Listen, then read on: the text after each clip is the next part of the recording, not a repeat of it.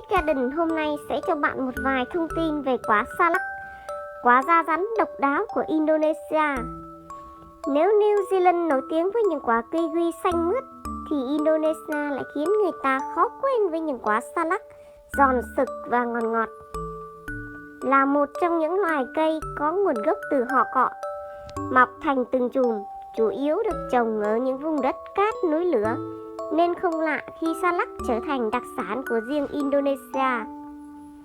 Những ngày đầu mới đến Indonesia, tôi cứ thấy rờn rợn khi được cậu bạn Dimas mời ăn thử loại quả này, bởi nhìn nó chẳng có gì là hấp dẫn, lại cứ liên tưởng đến da rắn, miễn cưỡng ăn cho phép lịch sự. Ấy vậy mà tôi lại bị những quả salak đánh bùa mê ngay phát cắn đầu tiên. Đấy rồi cứ hàng tuần salak lại nằm trong trình hình trong thực đơn tráng miệng của mình. Mà cũng đúng thôi, không bỏ bùa mê sao được khi mùi vị của salak vừa quen nhưng cũng là lạ. Nhâm nhi quả salak, bạn sẽ thấy mùi vị là sự kết hợp giữa chuối, lê và thơm, nhưng khô hơn. Cắn miếng salak sẽ cảm nhận được độ giòn sừng sực, mùi thơm ngọt cộng thêm chút vị chua nhẹ.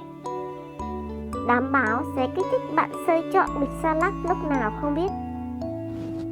Giống như các loài cây khác, tùy vào điều kiện thổ nhưỡng mà salak ở mỗi vùng cũng khác nhau.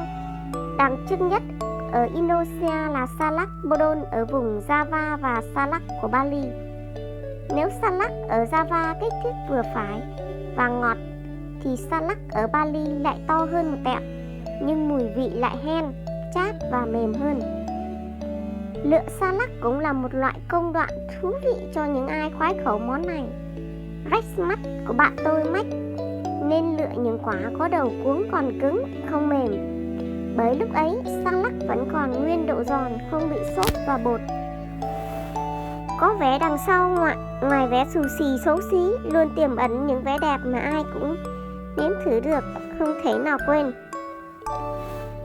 Ngẫm ra thì thấy cuộc đời này cũng thế, nhiều cái bên trong hay ho thú vị thì chưa hẳn bên ngoài nó là đẹp lung linh và ngược lại.